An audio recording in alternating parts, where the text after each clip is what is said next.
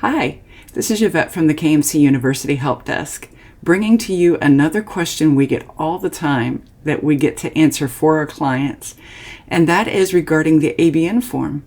There is a lot of misconception on the use of the ABN form, and we find so many of our new patients getting them on the first visit. Is that correct? It is not.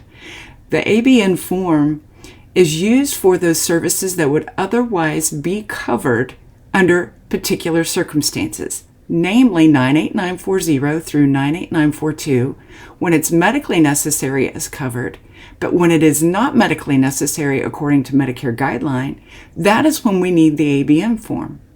The ABN form should never have the statutorily excluded services like exams, x-rays, therapies on the same form with what could be covered from time to time.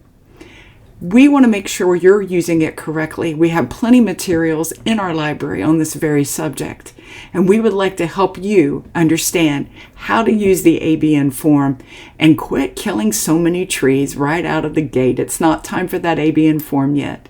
If we can help you on this topic or any other, just reach out to us at KMC University. Have a beautiful day.